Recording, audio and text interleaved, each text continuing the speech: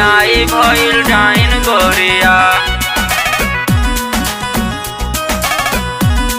महंगाई भइल डाइन गोरिया।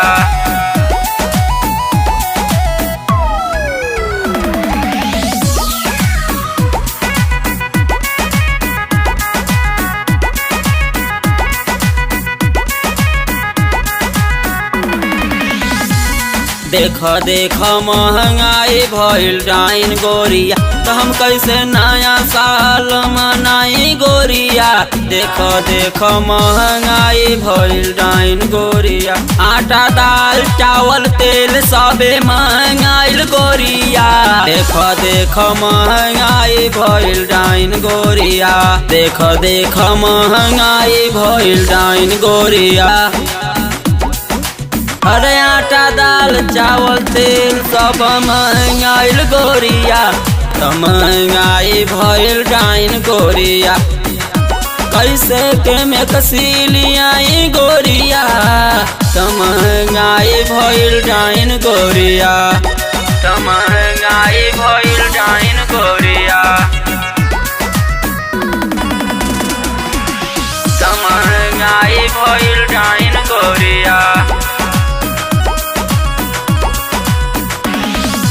इतना महंगाई बाटे कैसे तोहके घुमाई, पैसा रानी घटर बाटे बोल कहवा जाई। इतना महंगाई बोल तोके कैसे घुमाई, अरे पैसा रानी घटत बाटे बोल कहवा जाई। अरे बड़े परेशानी तिल तिल रनिया, बड़े परेशानी तिल तिल रनिया। देख नया साल कैसे मनाई धनिया, अब धीरे धीरे बढ़ल महंगाई धनिया। चोली कहवा से बोल ले आई धनिया, महंगाई भइल डाइन गोरिया, महंगाई भइल डाइन गोरिया।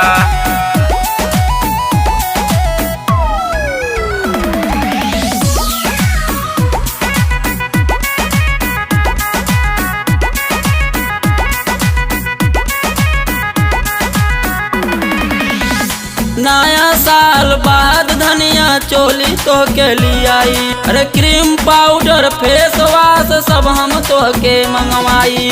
नया साल बाद धनिया चोली तो के लियाई, अरे क्रीम पाउडर फेस वाश सब हम तो के मंगवाई। जाके हम चौपन से लियाई धनिया, जाके हम चौपन से लियाई धनिया।